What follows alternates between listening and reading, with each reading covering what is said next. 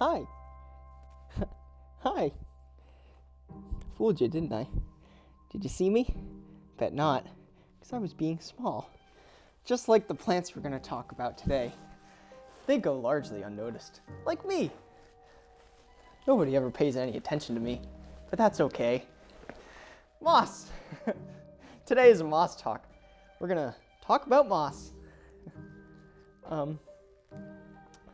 Why is moss so small? Surely they would want to grow up and up and up towards the sun, right? Wrong. Moss is perfectly happy where it is. And besides, they wouldn't be able to anyway. They don't have those sweet vascular tissues to transport water through their stem. So they have to stay low to the ground, where the water is. They also don't have roots. They're more like root hands that grip onto any desirable surface. You'll find moss on all sorts of things, from tree trunks, rocky outcrops, bricks, dirt, and rotting logs. Since moss can't suck up the water from the soil, it needs to be able to deal with drying out. So it just goes dormant, I guess, waiting to get that sweet liquid to rejuvenate them.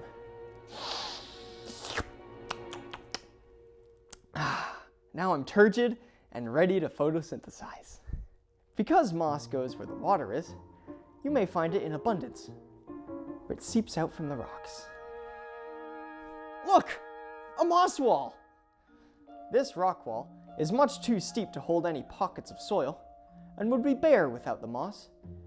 But because it's here, there is now a valid growing medium for other plants to drop their babies and make a life, like this one. We should all support each other, especially when we're trying to grow on vertical rock spaces. You can often tell the moisture content of a place by what kind of moss is growing there. For example, this area exposed to the sun is mainly home to a very teeny tiny thin type of moss. This understory harbors these little pine tree looking guys. Just imagine all the tiny critters having a good time in there, eating each other, no worry about morals. And this bog is so packed full of moisture, this sphagnum moss is just like one big squishy wet pillow. Just like my pillows used to be when I was up all night, crying. Let's remember that therapy is expensive. Being alive is hard. Especially knowing that we're all fucked in the end. But looking at plants is free. Maybe we can reconnect with nature and feel a little better while we all descend into the darkness. Thank you for being here today. Goodbye.